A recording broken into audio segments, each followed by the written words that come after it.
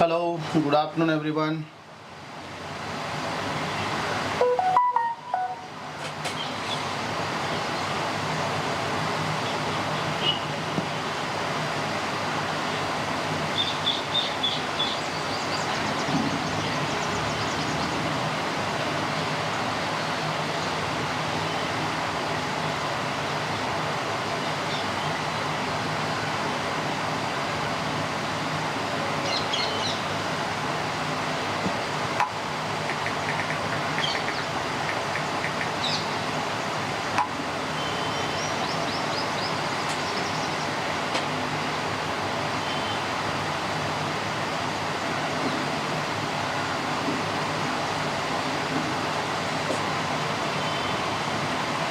Good afternoon. आजच्या सेशनमध्ये आपण the birth of modern literature जे आहे ते आपण कंटिन्यू करणार आहोत. जे आपण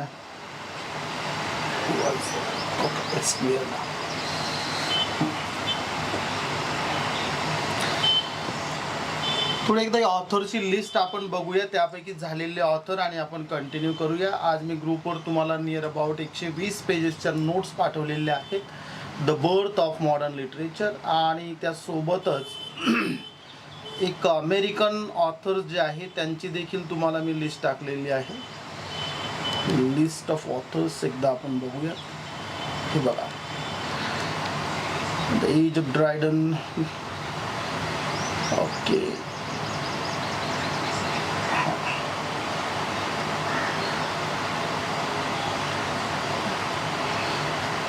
कॉन्रॅड पर्यंत आपण घेतलं होतं बघा इथे, कॉन्रॅड पर्यंत. आणि आता आपण डिस्कस करणार आहोत त्या समोरचं जे आहे महत्त्वाचं H.G. वेल्स पासून आपण सुरुवात करणार आहोत. आणि सोबतच मी क्वेश्चन बँक द्यायला सुरुवात केलेली आहे, ज्यामध्ये मी सुरुवात केलेली बघा द इंटर वॉर इयर्स. हे जर तुम्ही व्यवस्थित केलं, यातले सगळेच्या सगळे जे कुठले अमेरिकन ऑथर्स असतील बघा, त्यातलं आपल्याला सगळ्यांवरती फोकस करायचा नाही आहे.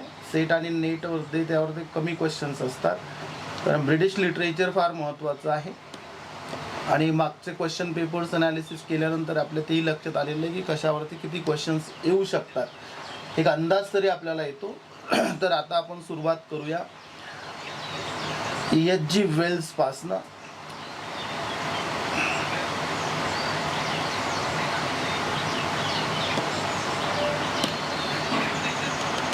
H.G. Wales.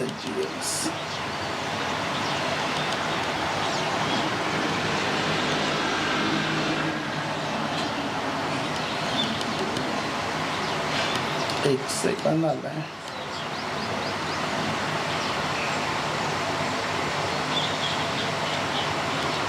I think it should be on page number 27. Right, आलंय बघा. मला आता स्क्रीनवरती H.G. वेल्स दिसत असेल. आता आपण H.G. वेल्स डिस्कस करणार आहोत, ज्यामध्ये आपल्याला बघायचं आहे त्याचे वर्क कुठले आहेत, कसे प्रश्न विचारले जाऊ शकतात, ते देखील आपण इथे डिस्कस करणार आहोत. आता H.G. वेल्स जो आहे ज्याचं पूर्ण नाव इथं दिलेलं आहे बघा, Herbert George Wales. H.G. Wales. त्याचा जन्म 1866 म्हणजे 1866 जन्म झाला आणि 1946ला त्याची डेथ झाली. Prolific English writer in many genres. आणि त्यानं काय काय लिहिलेलं आहे, he wrote novels, he wrote history, then political, related to politics, related to social, or even he wrote about the society, social commentary and textbook and rules for war games. हे देखील त्यानं लिहिलेलं आहे H.G. वेल्सना. तर आपण बघूया, सुरुवात करूया त्यानं काय काय कशा पद्धतीचे महत्त्वाचे त्याचे वर्क्स होते. त्याच्या वर्कमध्ये सगळ्यात अगोदर आपण इथे बघणार आहोत द टाईम मशीन. सगळ्यात अगोदरचं कुठलं आहे, the time machine. The time machine हे आहे 1895ला पब्लिश झालं. This is a science fiction novel by H.G. Wells. H.G. वेल्सचं हे सायन्स फिक्शन आहे, सायफाय. सायफाय ही कॉन्सेप्ट तुम्हाला माहिती असेल बघा, scifi that is science fiction. Wells generally credited with the popularization of the concept of the time travel by using a vehicle that allows an operator to travel purposely and selectively forwards and backwards in time. काय दिलंय बघा, हे जे the time machine नावाचं जे sci-fi आहे, science fiction, ज्यामध्ये त्यानं कशामुळे पॉप्युलर झाला तो टाईम ट्रॅव्हलमुळे. बघा आपण बऱ्याच वेळेस बऱ्याचशा मूवीजमध्ये बघतो, बऱ्याचशा सिरीजमध्ये बघतो, वेब सिरीजेसमध्ये बघतो की टाईम ट्रॅव्हल पॉसिबल आहे. टाईम ट्रॅव्हल ही कॉन्सेप्ट यूज केलेली आहे. ॲक्च्युली सगळ्यात अगोदर टाईम ट्रॅव्हलिंगची कॉन्सेप्ट जी आहे ही आणली होती बघा एच.जी. वेल्सने त्याच्या लिखाणामध्ये, लिटरेचरमध्ये. आणि त्यात काय दाखवलं होतं की एक व्हेइकल असं मशीन आहे की त्याचा यूज करून तुम्ही टाईम ट्रॅव्हलिंग करू शकता आणि इट इज पर्पजफुली, म्हणजे तुम्हाला जिथं जायचं असेल सिलेक्टिव्हली फॉरवर्ड्स अँड बॅकवर्ड्स आपण होऊ शकतो, त्यामध्ये असं दाखवलेलं आहे. And the term time machine coined by H G. Wells. बघा हा हे फार महत्त्वाचं, एच.जी. वेल्सनं ही टर्म देखील क्वाइन केलेली आहे. Is now almost universally use to refer to such a vehicle. म्हणजे टाईम मशीन जी टर्म आहे ती अस्तित्वात आणली, ती क्वाइन केलेली आहे एच.जी. वेल्सनं आणि सगळेच आपण ती सर्रास यूज करत असतो आणि ही बऱ्याच ठिकाणी फिल्म इंडस्ट्री असू द्या किंवा सगळ्याच याच्यामध्ये आपल्याला ही दिसते.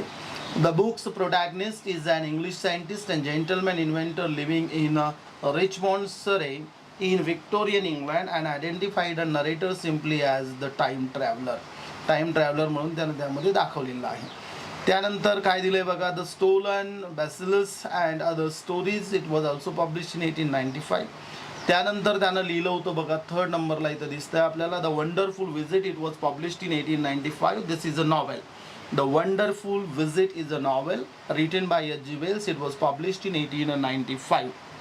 विथ अन एंजल, एक एंजल त्यामध्ये दाखवलेली आहे. A creature of fantasy unlike religious angel as a protagonist and taking place in contemporary England. Okay, religious काय दिलंय, म्हणजे रिलिजियस एंजल नाही दा, क्रिएचर ऑफ फॅन्टसी म्हटलंय, creature of fantasy as a protagonist and taking place in contemporary England. आणि त्यात काय दिलंय बघा, it also has strong satirical themes. Satire म्हणून देखील, सटायर कशाचं आहे, so it also has strong satirical themes, gently mocking customs and institutions of Victorian England, as well as idealistic rebellion itself.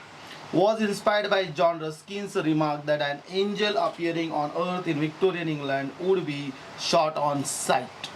बघा, म्हणजे हे जे नॉवेल लिहिलंय त्या काळातल्या ज्या काही कंटेम्पररी प्रथा होत्या, सटायर आहे actually, satire. This novel is nothing but a satire and written by whom? Written by H.G. Wells. त्यानंतर बघूया आपण, महत्त्वाचं आहे the island of doctor Moreau. The island of doctor Moreau, it was published in 1896. A science fiction novel by H G. वेल्सनं लिहिलं आहे. The novel is the narration of Edward Prendick, a shipwrecked man rescued by a passing boat who is left on the island home of Dr. Moreau and who creates human-like hybrid beings from animals and vivisection. आता म्हणजे काय केलेलं आहे बघा यामध्ये, the island of doctor Moreau. आता doctor Moreau दाखवला, this is also science fiction, scifi, this is also science fiction. आणि यात काय दाखवलं आहे, the novel is the narration of Edward Prendick. Narration कुणाचा, एडवर्ड प्रेंडिक. कोण आहे, shipwrecked man rescued by a passing boat. आणि त्याची बोट तुटलेली होती, त्याला तिथनं सोडून त्याला त्या आयलँडवर सोडलं जातं आणि ते कुणाचं घर असतं, that is of doctor Moreau. तो तिथे काय करत असतो, what he does over there, तर तो माणूस आणि hybrid beings from animals and vivisection, human like hybrid beings तो तयार करत असतो. And the novel deals with a number of philosophical themes including pain and cruelty, moral responsibility, human identity and human interference with nature. यामध्ये महत्त्वाचे characters आपण इथे mention केलेले आहेत बघा. एडवर्ड पेंड्रिक दिलाय, the narrator and protagonist doctor Moreau आहे. Vivisectionist who has played a angel to live on a remote island in the Pacific. Then Montgomery, Dr. Moreau's assistant and apprentice rescue. Then beast folk, animals which Moreau has experimented upon. ते दिलेलं आहे. त्यानंतरचं novel आहे बघा, important आहे, the wheels of chance. The wheels of chance, it was published in 1895. 1895ला publish झालं होतं. अँड इथं लिहिलं आहे बघा मी, related to cycle, craze of cycle. बघा काय आहे तर आपण बघूया. Early comic novel by H G Wells. H G वेल्सनं लिहिलेलं एक कॉमिक नॉवेल आहे ज्यामध्ये written at the height of cycling craze, म्हणजे ज्यावेळेस सायकलिंग किंवा सायकलची जी क्रेज होती त्या काळामध्ये त्याच्याशी रिलेटेड लिहिलेलं आहे. The hero of the novel mister Hoopdriver is a frustrated draper's assistant in Putney and badly paid grinding position, and yet he owns a cycle or a bicycle and is setting out on a bicycling tour the southern coast on his annual 10 days holidays. म्हणजे त्यानं त्या सुट्टीमध्ये तिथे काय केलं होतं, त्याचे एक स्वतः एक जर्नी त्यानं केलेली होती. जर्नी बायसिकल आणि टूर कसे करायचं होतं त्याला, द सदर्न कोस्ट. आणि कॉमिक नॉवेल आहे इथे लक्षात येईल तुमच्या. This is a comic novel and this is related to what is cycling craze in those days. Number 6 आहे. या नॉवेलवरती बरेचसे मूवीज बनलेले आहेत बघा. द इनविजिबल मॅन 1897 मध्ये पब्लिश झालं. This is also sci-fi novella by H G Wells. Griffin is the invisible man, a scientist who has devoted himself to research into optics and invent a way to change a body's refractive index to that of air so that it neither absorbs nor reflects light and thus becomes invisible. म्हणजे human जी body आहे त्यावर तो experiment करत असतो आणि बॉडीचा refractive index जो असतो to that of air so that it neither absorbs nor reflects, म्हणजे ज्यामधनं तुम्हाला ह्युमन बॉडी दिसणार नाही, म्हणजे simply you can say what invisible होणार असं त्याचं ते काय असते. That is the experiment and he successfully carries out this on himself but fails in his attempt to reverse it. Body गायब होण्याचं तो शोध लावतो, परंतु जे काय त्यानं ते तयार केलेलं असेल त्यातनं तो रिव्हर्स येऊ शकत नाही. So he became the invisible man and it was published. Even याचं जर तुम्ही सर्च जरी केलं नेटवरती वगैरे easily you can get the movie of the same title. Griffin दाखवलं आहे त्यामध्ये. This is also a sci fi. त्यानंतर बघा त्यानं लिहिलं आहे the war of the worlds. The war of the worlds and it was published in 1898. And again, what is this? One more sci-fi science fiction by H.G. Wells. 2 parts, coming of the Martians, and second part is the Earth under the Martians. म्हणजे मार्शियन्स त्यानं बघा हे सायफायचं अगोदर सगळ्यांनी meaning समजून घ्या. Sci-fi आता आपण बऱ्याच वेळेस बघा व्हर्च्युअल समजा बऱ्याच मूवीज बघतो ज्यामध्ये जे शक्य नाही म्हणजे आपण फॉर एक्झाम्पल मार्सवर राहायला जाणे. आता मध्ये एक मूवी बघितलं होतं बघा, I don't remember exact title. त्यामध्ये दाखवलं होतं की दुसऱ्या गॅलेक्सीतनं लोक इकडे येतात, म्हणजे पृथ्वीवरती येतात आणि इथले लोक हे तिकडे जातात. सांगण्याचा उद्देश काय, what is over there though we know that it cannot happen at all. हे शक्य नाही आहे कळतं आहे आपल्याला, still we believe it, right. That is sci-fi.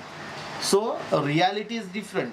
Reality ही किंवा फॅक्ट्स या डिफरंट आहेत आणि आपण जेव्हा बघतो हे आपल्याला आपण विचार करा ना, एखाद्या फॉर एक्झाम्पल आता स्पायडरमॅन असेल, आयर्न मॅन असेल, is it possible to have such people?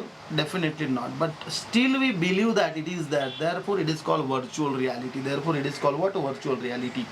तसं सायन्स फिक्शनवरती आत्ता जर बघितलं तुम्ही, sci-fi has become the crucial part of literature. त्यानंतर बघूया आपण आता, किंवा तो मध्ये एक मूवी निघाला होता हॉलिवूडचा बघा, अवतार म्हणून. अवतार त्यानंतर त्याचा दुसराही पार्ट आला होता. म्हणजे सांगण्याचा उद्देश काय, स्टील वी बिलीव्ह की असं काहीतरी असू शकतं, राईट. सो साय-फाय हा इथे आल्यामुळे मी तुम्हाला हे सांगतो. एच जी वेल्स म्हटलं की तुमच्या डोळ्यासमोर टाईम मशीन येणं गरजेचं आहे, द इनविजिबल मॅन गरजेचं आहे आणि त्यानं लिहिलेले नॉवेल्स देखील सगळे समजणं तुम्हाला गरजेचे आहेत. When the Sleeper Wakes, it was published in 1899.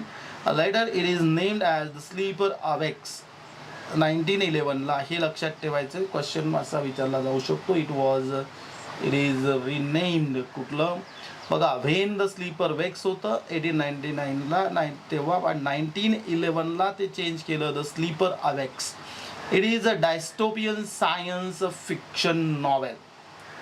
Dystopian science fiction novel आहे. काय दिलंय बघा, it is about a man who sleeps for 203 years म्हणजे 203 वर्ष झोपलेला माणूस. Waking up in a completely transformed London, where because of compound interest on his bank accounts he has become the richest man of the world. आणि 1 second, जवळपास 203 वर्ष झोपल्यामुळं काय झालं, त्याचा जो बँकेत पैसा होता तो इतकं त्याच्यावर इंटरेस्ट मिळून तो इतका झाला की तो he has become the richest man of the world. तो जगातील सगळ्यात श्रीमंत माणूस बनतो. And the main character awakes to see his dreams realise.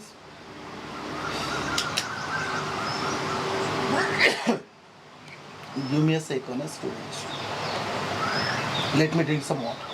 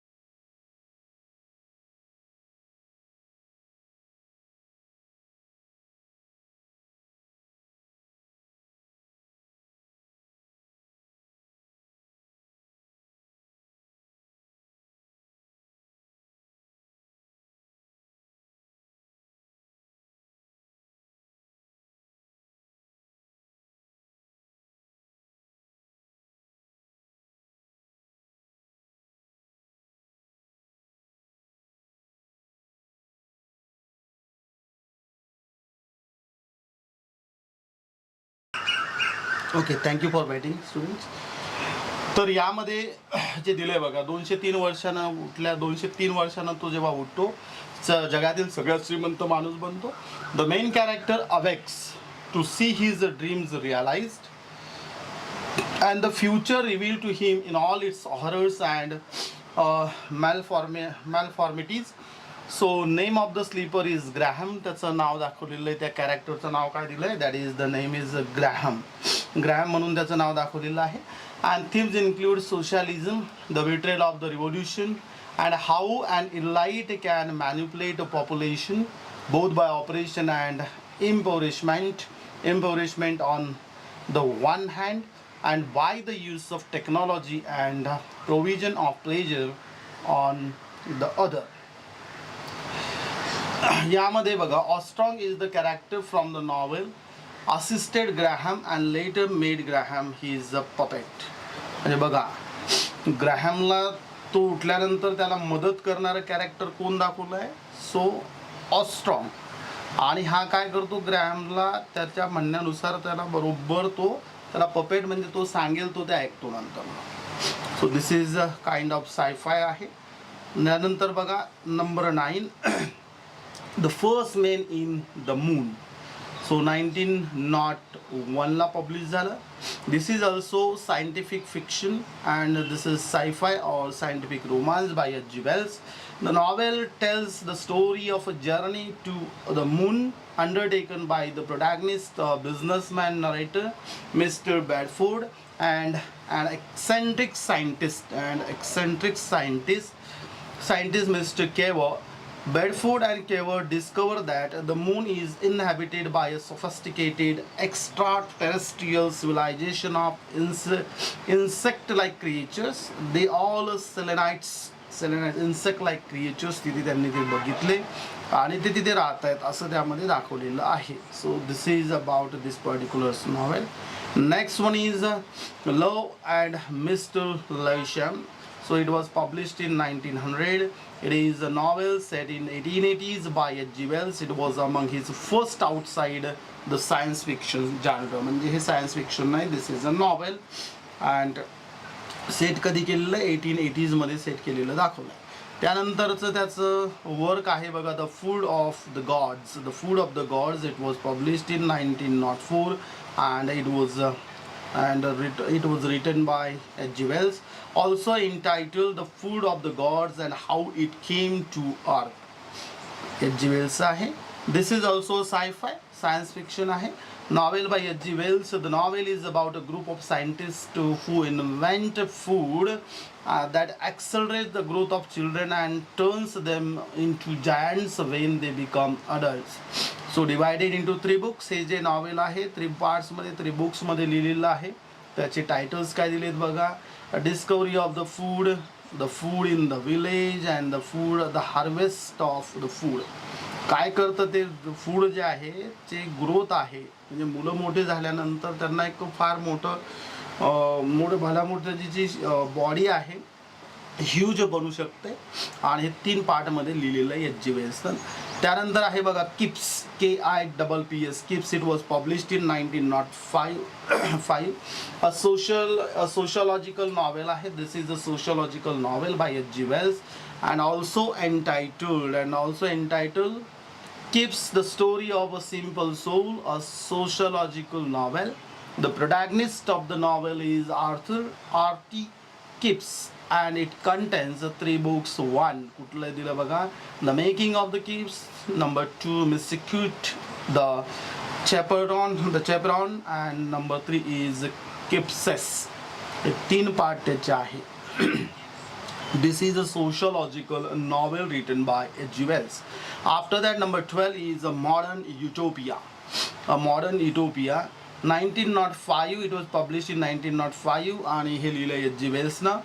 The novel is best known for its notion that a voluntary order of nobility known as the samurai could effectively rule a kinetic and non-static world state, so as to solve the problem of combining progress with political stability.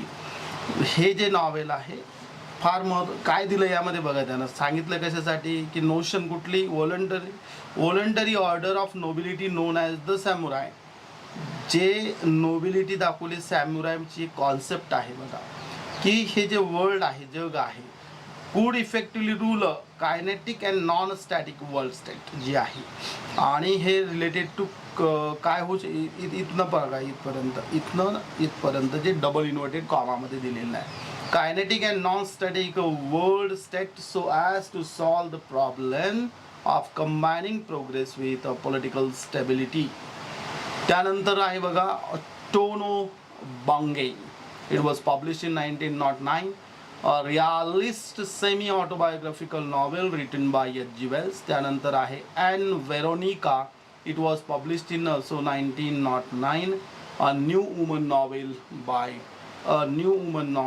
H.G. Wells. काय दिलं यामध्ये बघूया आपण. Anne Veronica मध्ये the novel describes, काय दिलेलं आहे. The novel describes the rebellion of Anne Veronica Stanley, 22 years old, against a middle-class father's stern patriarchal rule, and the novel dramatizes the contemporary problem of the new woman. महत्त्वाचं आहे बघा, related to feminism and पॅट्रियार्कलला कशा पद्धतीने ती oppose करते. After that the history of mister poly. It was published in 1910. This is a comic novel.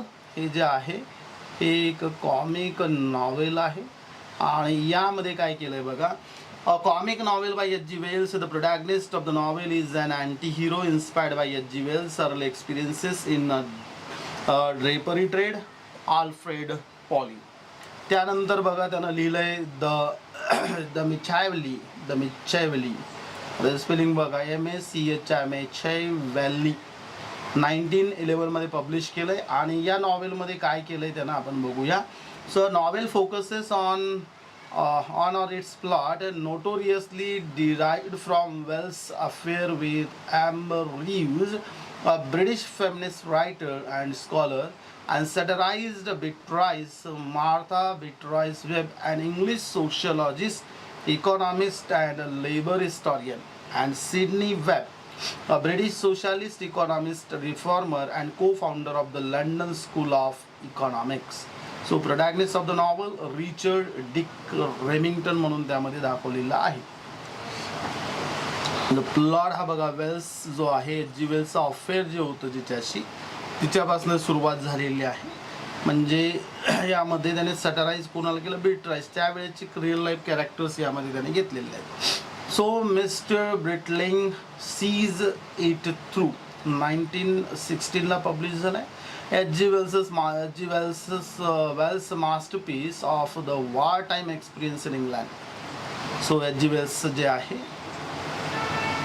It's a masterpiece आहे, war time experience in England, ज्याची जे वॉर झालं होतं त्यावेळेचे त्याचे काय दिलेले आहेत.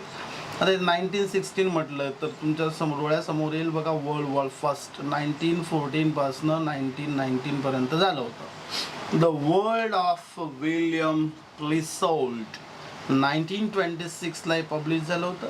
A novel by H.G. Wells in 3 volumes. Marriage, a novel by Herbert H.G. Wells. A novel by Marriage is another. नंतरचं हे एकाच इथं संपलं इथे. त्यानंतरचं मॅरेज नावाचं त्याचं नॉवेल आहे, 1912मध्ये त्यानं ते पब्लिश केलं होतं. And this is a novel by H.G. Wells. It was published in 1912 and associated with the social problem. हे जे नॉवेल आहे सोशल प्रॉब्लेम रिलेटेड आहे बघा, social problem in those days काय दिलं बघा. Marriage features two protagonist Marjorie Pope Madge and the oldest daughter of a carriage manufacturer whose business has been ruined by the advent of the automobile. And R.A.G. Trafford, a physicist specializing in crystallography, whom she marries against the wishes of her family at the age of 21. The novel traces the history of their relationship, which begins when an early airplane and Trafford is piloting crashes into the garden of a house Marjorie's family is renting for the summer. So this is all about this novel, Marriage काय crystallography.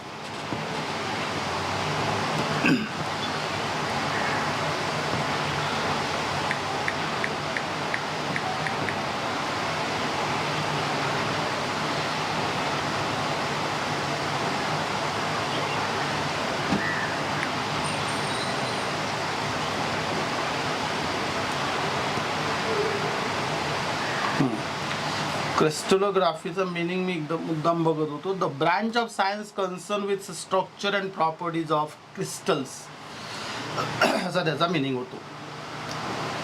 Okay, next बघूया आपण H.G. वेल्सचं काय work आहे. Next novel is the passionate friends आणि हे publish झालं होतं 1913ला. H.G. वेल्सनं केलं होतं. H.G. Wells novel and the protagonist Stephen Stratton, first person narration आहे. The World Set Free 1914 by H.G. Wells. हे नेक्स्ट त्याचं नॉवेल आहे. The novel is based on a prediction of nuclear weapons of a more destructive and uncontrollable sort than the world has yet seen. 1914 मध्ये the world set free. बघा ना, त्यावेळेस त्यांना nuclear weapons किती destructive असू शकतं. And today you can see की जगामध्ये न्यूक्लिअर वेपन्स कसे आहेत आणि कशा पद्धतीनं त्याचा दुरुपयोग होऊ शकतो. आता इथे काय दिलं आहे आपण वरती बघितलं ना, वॉर टाईम गोष्टी लिहिलेल्या आहेत. War time, real life, war time, war related, H.G. Wells. So the novel is based on a prediction of nuclear weapons of a more destructive and uncontrollable sort than the world has yet seen.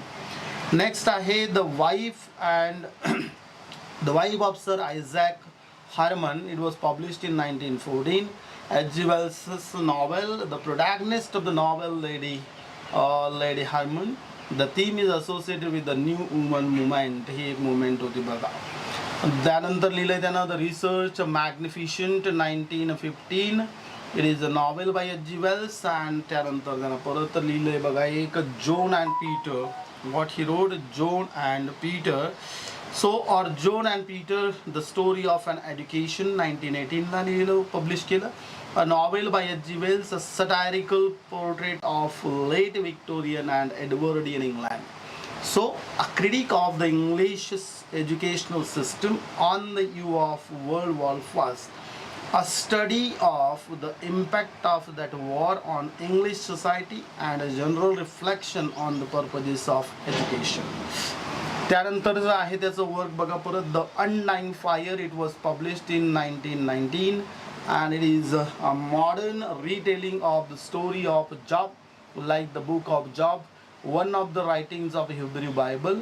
It consists of a prologue in heaven, an exchange of speeches with the four visitors, a dialogue between the protagonist and God, and an epilogue in which the protagonist's fortunes are restarted. So Job is the protagonist of the novel. त्यानंतर बघा त्यानं publish केलं होतं what he wrote The Sacred Places of the Heart 1922 मधला The Sacred Places of the Heart. त्यानंतर त्यानं लिहिलं आहे Anticipations of the Reaction of Mechanical and Scientific Progress upon Human Life and Thought. This is a prose treatise आहे, also entitled shortly Anticipations. लक्षात ठेवायचं आहे Anticipations हे लिहिलेलं आहे H.G. Wells na Anticipations, and this is a prose treatise also entitled shortly काय Anticipations.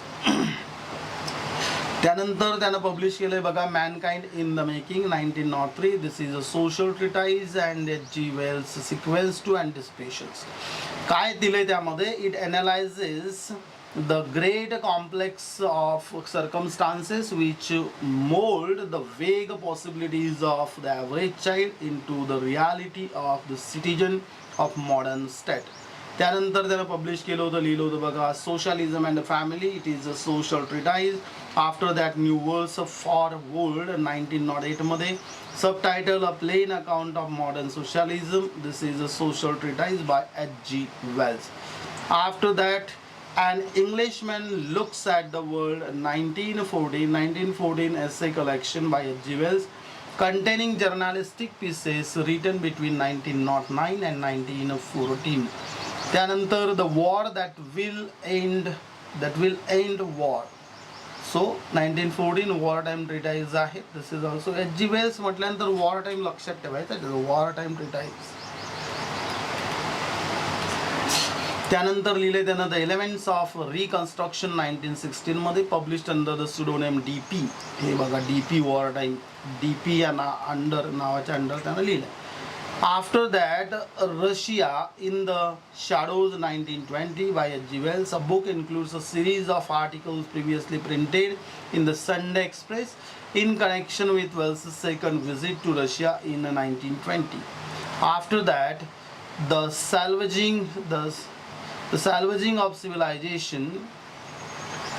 It was published in 1921, and then Washington and The Hope of Peace 1922 wartime treatises आहे.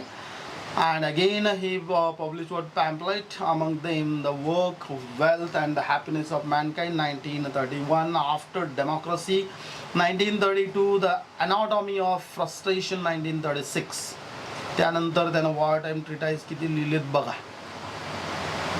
The Fate of Homo Sapiens 1939, The New World Order 1940, The Rights of Man 1940, The Common Sense of War and Peace 1940, Science and the World Time 1942, The Outline of History 1920, A Short History of the World 1922, Educational Works आहे.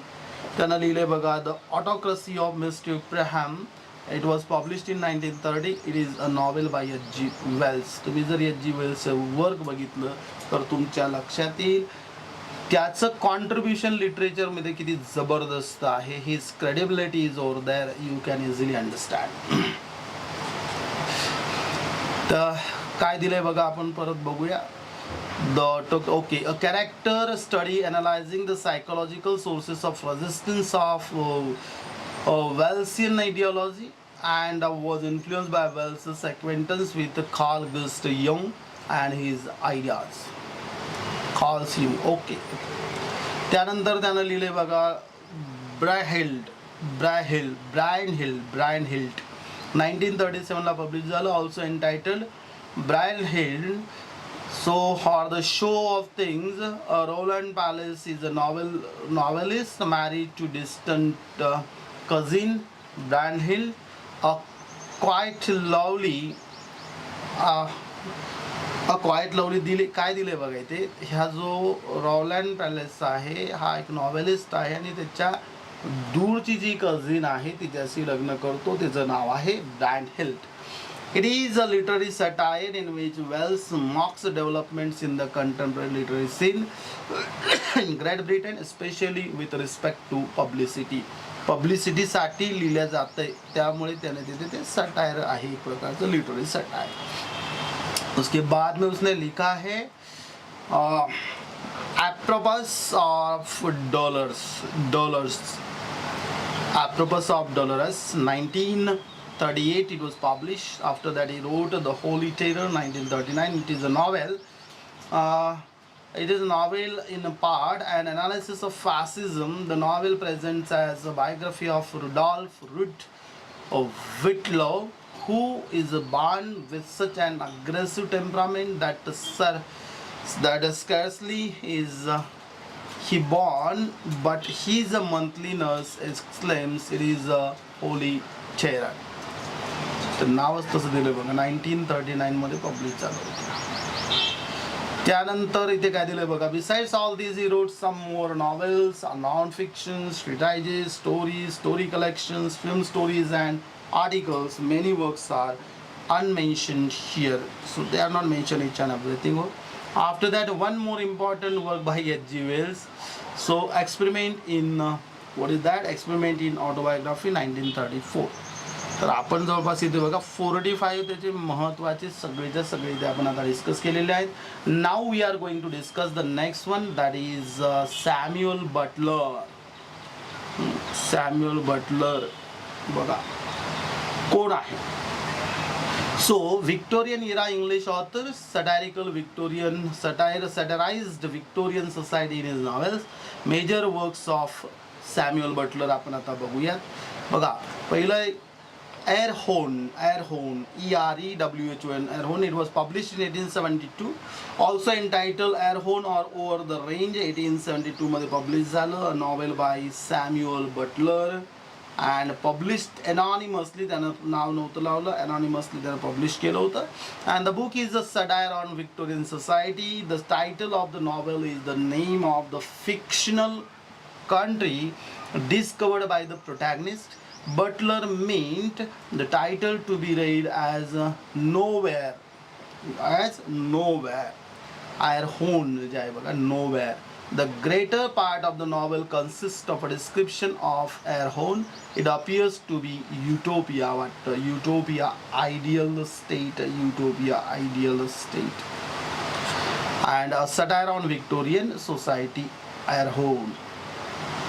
त्यानंतर त्याचं publish झालं होतं बघा life and habit. It was published in 1878. This is a prose treatise and inspired by the Darwinian theory of evolution. त्यानंतर evolution old and new 1879. This is a prose, हे एक prose treatise आहे. Also entitled evolution old and new or the theories of Buffon, Dr. Erasmus Darwin and Lamarck as compared with that of Charles Darwin. त्यानंतर त्यानं publish केलं होतं बघा काय लिहिलं होतं unconscious memory. This is a prose treatise. It was published in 1880. And luck of cunning as the main means of organic modifications, हे देखील वर्क आहे 1887ला पब्लिश झालेलं. आता महत्त्वाचं काय दिलंय बघू इथे. He is a classical interest. The Japanese origin of the Odyssey 1893. Iliad and Odyssey 1898 and 1900 ला पब्लिश केलं होतं. प्रोज ट्रान्सलेशन्स आहे. and the authoress of the Odyssey, that is authors म्हटलंय त्याने. the authors of, you need to check it. Check करावं लागेल this word only. So त्यानंतर बघूया आपण अदर मिसलेनियस त्याचे काय आहेत. अल्प्स अँड सँक्च्युरीज ऑफ हे दीज आर, यात महत्त्वाचं हे बघा second Shakespeare sonnets reconsidered 1899 and it was published by Samuel Butler. याचे अजून वर्क बघूया आपण. नॉवेल्स काय दिलेत. नॉवेल्स दॅट इज एअर होन आपण 1872चं ऑलरेडी डिस्कस केलं. एअर होन रिव्हिजिटेड त्यानं 1901ला परत पब्लिश केलं होतं. फुल टायटल एअर होन रिव्हिजिटेड 20 years later both by the original discoverer of the country and by his son. A satirical novel by Samuel Butler and a belated sequence to his Air Horn, The Way of All Flesh हे next आहे. It was published in 1903 आणि लिहिलंय Samuel बटलरला. Also in title याचं दुसरं नाव काय दिलेलं आहे बघा. The way of all flesh that is Pontifex म्हटलंय और the way of all flesh. It is a semi-autobiographical novel by Samuel Butler that attacks Victorian era hypocrisy. It traces 4 generations of Pontifex family त्यामध्ये दाखवली आणि 4 त्याच्या पिढ्या त्यामध्ये दाखवलेल्या आहेत.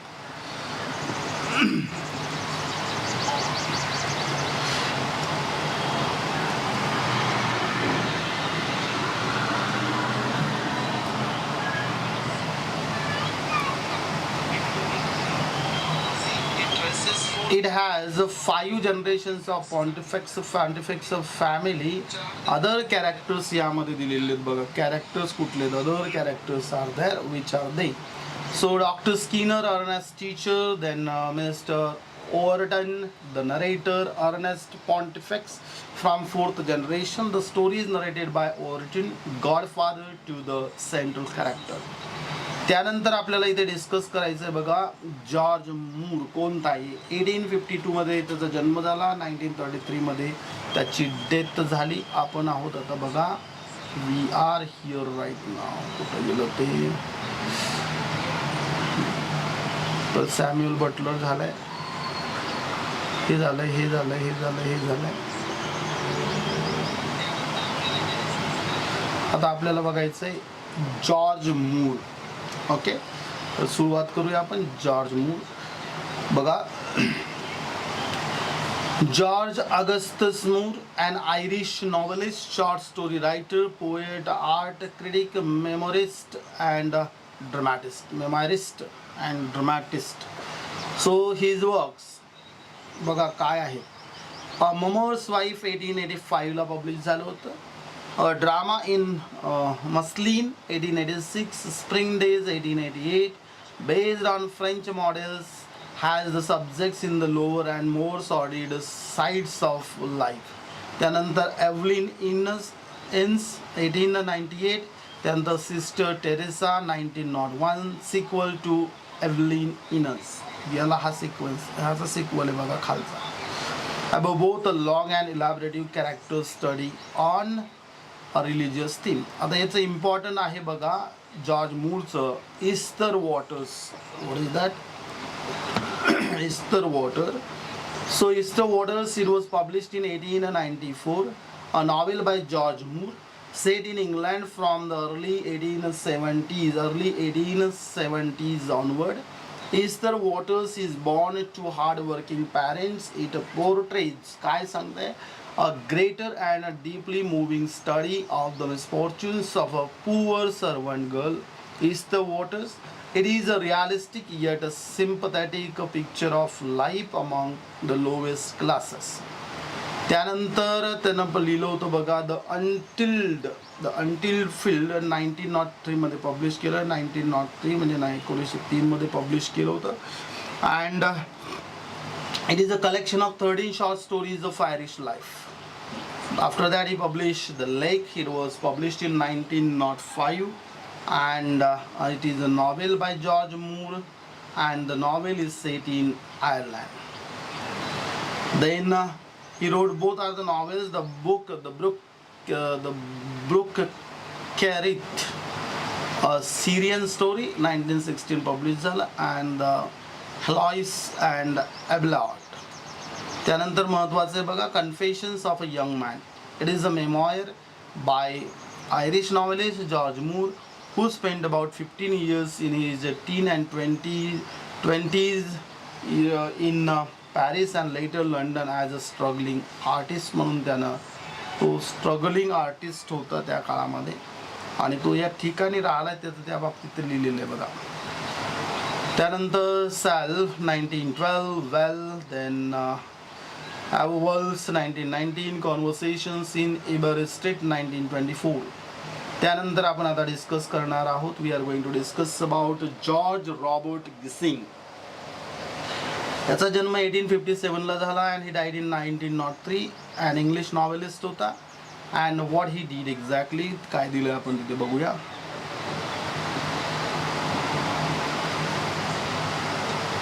Okay. Publish 23 novels. George Robert गिसिंगने किती नॉवेल्स लिहिले आहेत? 23 novels. Wrote about lower classes, lower class विषयी त्यांना लिहिलं आहे. And his works, Workers in Dawn 1880, a novel by George Gissing in 3 volumes, and the work focuses on the unhappy marriage of Arthur Golding, a rising artist from a poor background, and Carrie Mitchell, a prostitute. The plot is partly based on Gissing's negative experiences of marriage to his first wife. Arthur Golding grows up in poverty in London and is orphaned at the age of 8. त्याविषयी Workers in the Dawn, a novel by George Gissing. त्याचे स्वतःचे experience देखील त्यात दिसतात. And next one is The Unclassed. It was published in 1884 मध्ये publish झालं होतं. And this is a novel by George Robert Gissing. It tells the story of a young educated man, Osmond Waymark, who survives by teaching. He answers a magazine advertisement placed by Julian Casti, a half Italian who had felt himself to be rejected by society, for companionship and to strike up a serious and deep friendship. त्याविषयी दिलेलं आहे. The Unclassed, published in 1884, a novel by George Robert Gissing. त्यानंतर त्याचं publish झालं होतं बघा demos, a story of English socialism. It was published in 1886 मध्ये publish झालं होतं. And it contains 3 volumes. याचे 3 volumes आहेत बघा. 3 volumes मध्ये लिहिलं आहे. It tells the story of a young lower class radical working man of Richard Machimer, who unexpectedly inherits a large fortune. He becomes the leader of a socialist movement and decides to use his inheritance to set up a cooperative factory. Later he became harsh to the workers and abandoned the girl. कुठला demos, a story of English socialism. म्हणजे दाखवताना यात बघा ना, lower क्लासमधनं येतोय, right. त्याला unexpectedly inherits what large fortune, म्हणजे तू मोठा बनतोय. He become the leader of socialist movement आणि डिसाईड करतो की सेटअप अ कोऑपरेटिव्ह फॅक्टरी.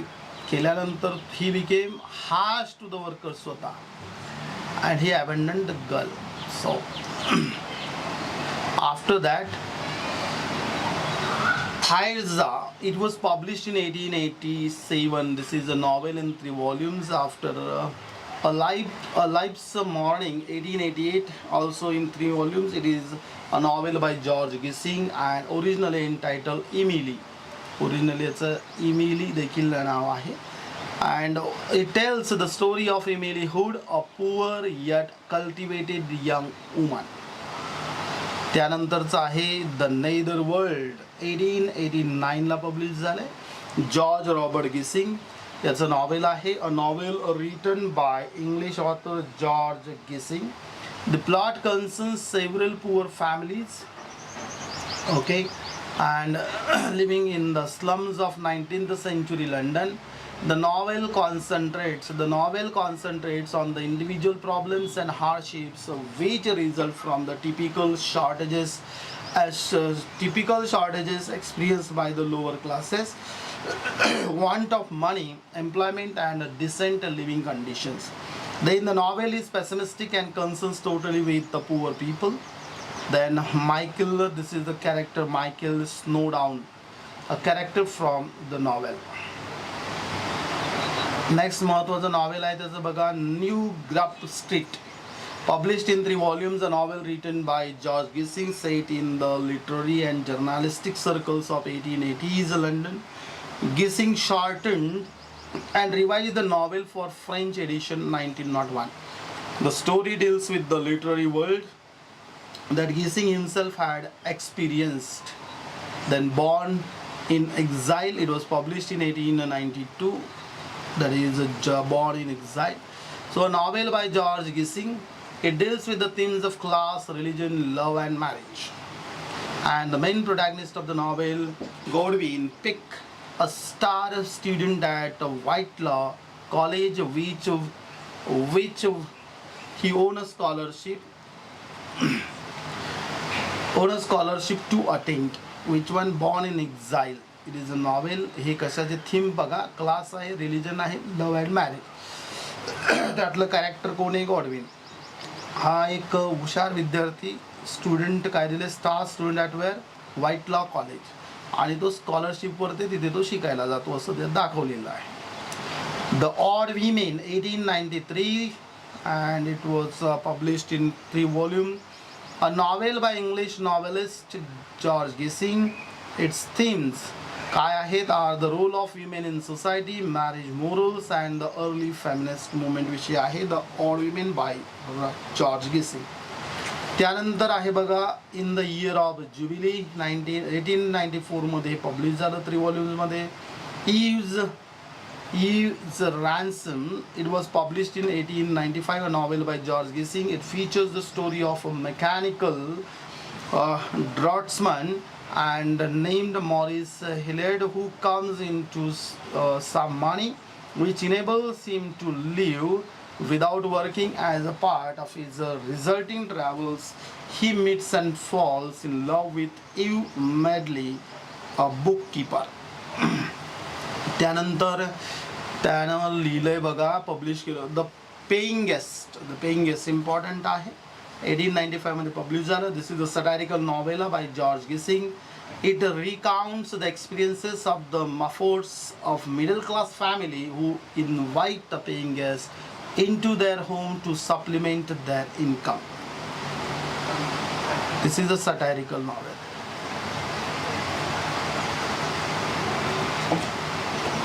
उसके बाद में है The Whirlpool. So this is a novel by George Gissing. After that there is one Vera Nilda, an unfinished romance by George Gissing. So George Robert Gissing also wrote short stories, non-fiction. Some of his novels are not mentioned here. जे महत्त्वाचे आहे तेवढेच आपण इथे आता discuss केलेले आहे. त्यानंतर आहे बघा Enoch Arnold Bennett. So what is there? This is an English writer best known of as a novelist. Bennett's novels. and Enoch Arnold Bennett, त्याचा जन्म 1867 ला झाला आणि डेथ झाली होती त्याची 1931. and also Arnold Bennett, his important works are, त्याचे works काय आहेत बघा, The Grand Babylon Hotel 1902, a novel by Arnold Bennett. It is about a mysterious disappearance of a German prince. बघा महत्त्वाचं आहे. The Grand Babylon Hotel यामध्ये जे novel आहे, this is by Arnold Bennett. It is about the mysterious disappearance of a German prince, and the protagonist of the novel, American millionaire Theodore Raxel and her daughter Nella Helen. इथे का लिहिले खाली बघूया. The Old Wives' Tale. It is a play by George Pile. Okay. त्यानंतर काय आहे बघा, Anna of the Five Towns 1902 ला हे पब्लिश झालं होतं. Novel by Arnold Bennett. The plot centers on Anna Tellwright, daughter of a wealthy but the miserly and a dictatorial father. Her activities are strictly controlled by the Methodist Church. The Old Wives' Tale, हा ते तुम्ही लक्षात आलं आता बघा हे काय तर. The Old Wives' Tale हे एक प्ले आहे, तो लिहिलाय जॉर्ज पिलेना. ओके. आणि The Old Wives' Tale, this is a novel written by Arnold Bennett. The Old Wives' Tale. It deals with the lives of two very different sisters, Constance and Sophia Benz, following their stories from their youth, working in their mother's draper shop into old age. Set in Barcelona and Paris, it contains 4 parts. Sophia eloped with a traveling salesman, and Constance meanwhile marries Mr. Powie, who works in the shop. त्यानंतर लिहिलंय बघा Arnold बेनेटचं, कुठलं आहे, clay हँगर. It was published in 1910. And a novel from, this is a novel from Clay Hanger family, a series novels of Arnold Bennett ची series ही लक्षात ठेवा. Clay Hanger family, Clay Hanger family, Clay Hanger family. So novel said by, it is a novel by, actually हे जे आहे clay हँगर हे आहे, clay हँगर फॅमिली त्याची सिरीज होती, त्यातलं हे नॉवेल आहे महत्त्वाचं. Set in the Midlands of Victorian England, following Edwin Clayhanger as leaves school, takes over the family business. Hilda Leswells 1911 मध्ये पब्लिश झालाय. Written by George Robert Gissing. One second, कुछ ये कुछ तो गलत है, इधर देखो. No, this is by Enoch Arnold Bennett. Hilda Leswells. This is the second novel from the series Clayhanger family. It is a parallel Edwin Clayhanger's story from the point of view of his eventual life and wife Hilda. It tells the story from her coming of age and her working experiences as a shorthand clerk and keeper of lodging house in London and Brighton, her relationship with George Cannon and that ends in her disastrous bigamous marriage and pregnancy, and finally her reconciliation with Edwin Clayhanger याविषयी दिलेलं आहे. त्यानंतर आहे बघा these twins TWAIN, these twin. So what is this? So this is the third novel by Arnold Bennett, Clayhanger series madla. It chronicles the married life of Edwin and Hilda. So Edwin, now released from the controlling influence of his father, finds himself free to run his business and his life of freedom that is diminished by his wife's caprices. त्यानंतर आहे बघा The Roll Call. Again, this is the fourth novel. It was published in 1918 by Bennett, and fourth and last book from Clayhanger series. It is related to the young life of Clayhanger's stepson George, and the central character displays an unattractive arrogance because of the wealth behind him.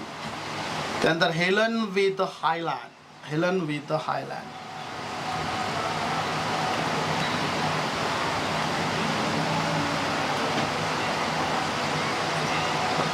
A short comedic novel by Arnold Bennett.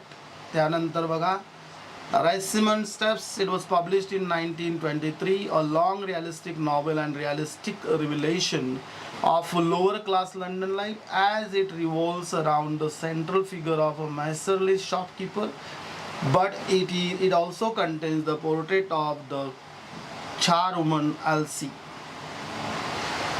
Then 15 नंबरचं बघा काय तर Imperial Palace. It was published in 1930 by Enoch Arnold Bennett. The last and the longest novel by author Arnold Bennett, and the novel follows the daily workings of a hotel modeled on the Savoy Hotel in London. The central character Evelyn Orcham is the director of the hotel.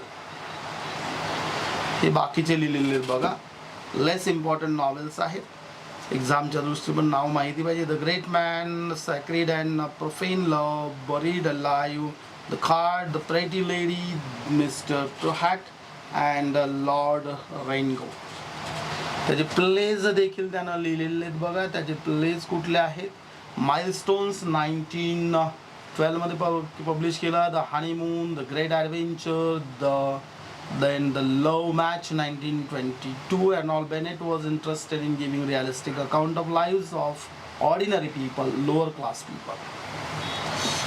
त्यानंतर आहे बघा Rudyard Kipling. Rudyard Kipling म्हटलं की आपल्या डोळ्यासमोर यायला पाहिजे the jungle book. He was born in 1865, died in 1936, an English journalist, short story writer, poet and novelist.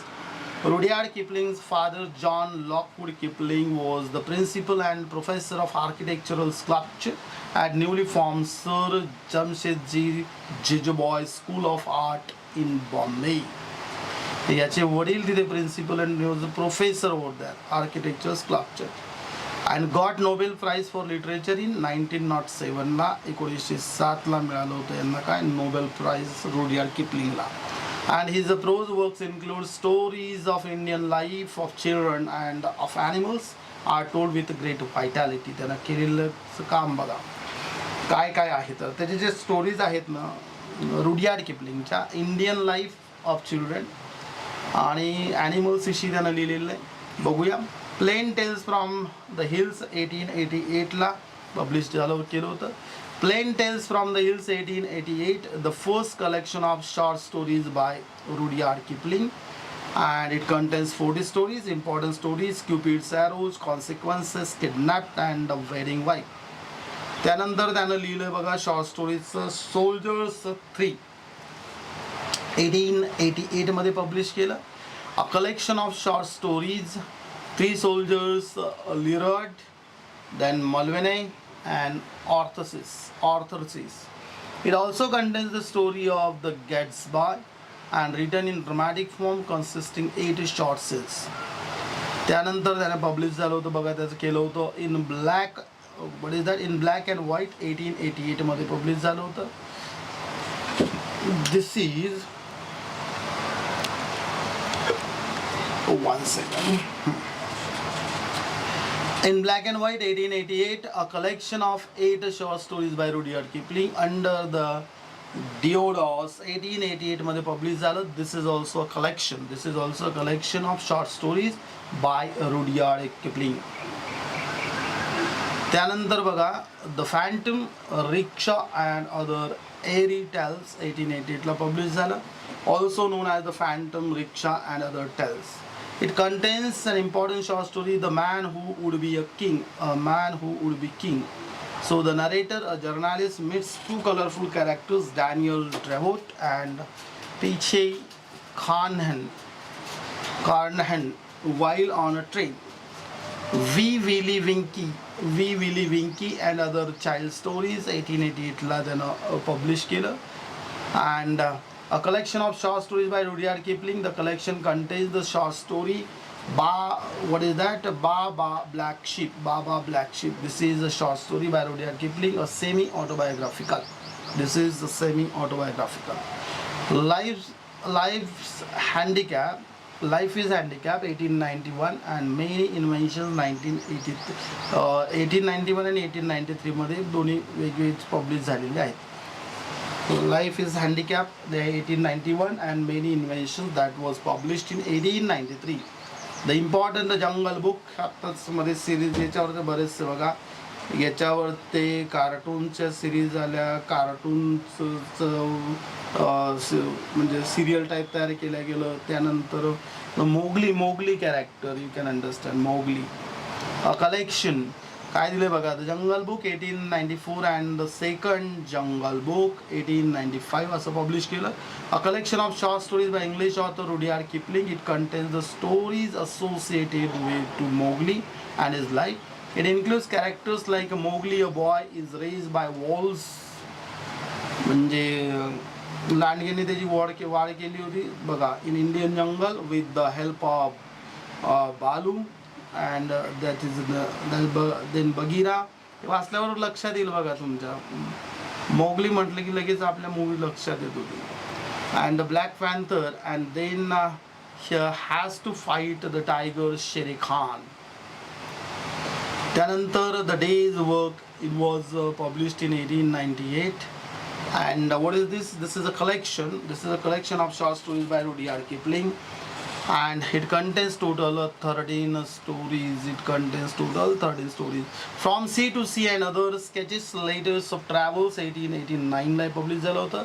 This is a travelogue by Rudyard Kipling about his 1889 travels from India to Burma, China, Japan and the United States and route to England. त्यानंतर लिहिलं त्याने बघा just so stories for little children 1902.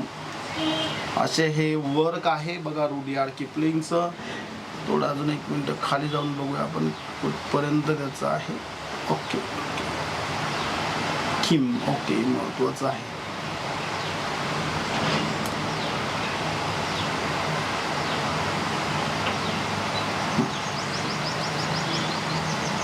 हे त्यानंतर त्यांना traffics of discoveries 1904 ला publish केलं. दिस is also short स्टोरीजचं collection आहे आणि यामध्ये महत्त्वाची स्टोरी वायरलेस.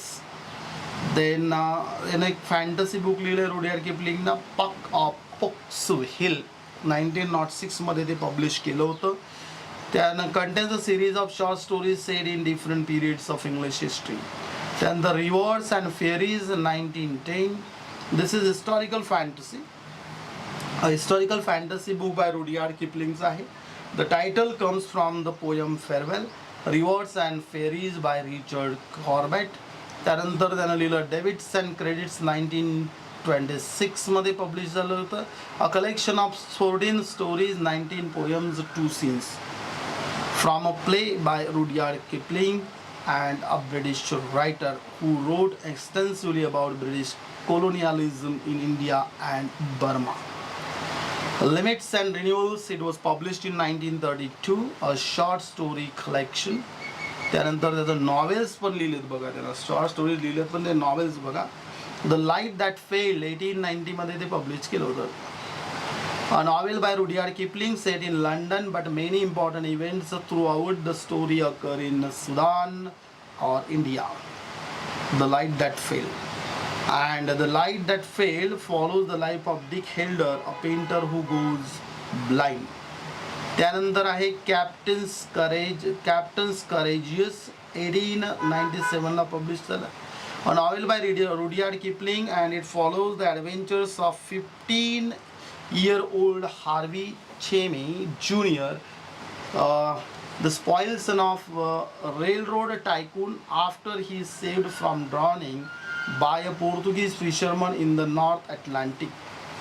आता महत्त्वाचं एक नॉवेल आहे बघा किम 1901 मध्ये पब्लिश केलं होतं. Kim 1901. A Nobel Prize winner author Rudyard Kipling. The story unfolds against the backdrop of the Great Game, the political conflict between Russia and Britain in Central Asia. It is set after the Second Afghan War, which ended in 1881. The novel is notable for its detailed portrait of the people, culture and varied religions of India. त्यानंतर the book presents a vivid picture of India, its his changing population, religions and superstitions. Centre character कोण दिलं यामधलं? Kim O'Hara, an orphan son of Irish soldier. The protagonist, a poor white and poorest of the poor. A fictional Irish regiment आहे बघा ही the मॅव्रिक्स जी दाखवली यामध्ये. त्याचे poetry collections देखील आहेत, तर ते बघूयात कुठले कुठले आहे पोएट्री कलेक्शन्स.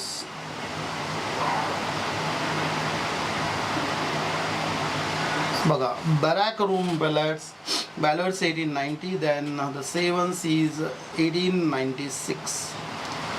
असे याचे वर्क आहेत. आता काही अदर नॉवेलिस्ट मी इथे घेतलेले आहेत, कुठले आहेत बघूया ते. मार्क रुदरफोर्ड 1831 ला जन्म, 1913 ला डेथ झाली. And his real name William Hale white. Mark Rutherford. The autobiography of mark Rutherford 1881 ला पब्लिश झालं. मार्क रुदरफोर्ड्स डेलिव्हरन्स 1885. द रिव्होल्युशन ऑफ टॅनर्स लेन 1887.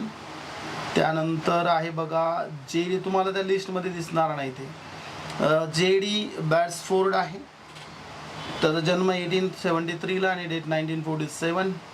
त्यानंतर द इनविजिबल इव्हेंट यानं लिहिलं बघा, हे त्यांचे वर्क दिलेले आहेत. गिल्बर्ट कॅनन एक आहे, ओलिओ श्रेइनर, त्यानंतर रोडा ब्रॉक्टन, ओलियर ओनियन्स. हे नाही केले तरी चालतील एक्झामसाठी. This is for the sake of what, for your kind reference and kind information. Okay, तर विद्यार्थी मित्रांनो, आज बरेचसे नॉवेलिस्ट आपण इथे स्टडी केलेले आहे. And in some time I will give certain questions based on these authors. Hope all these questions will be useful for the upcoming examination of SET, that is scheduled on 7th of April this 24. Okay, thank you so much for being with me for this session.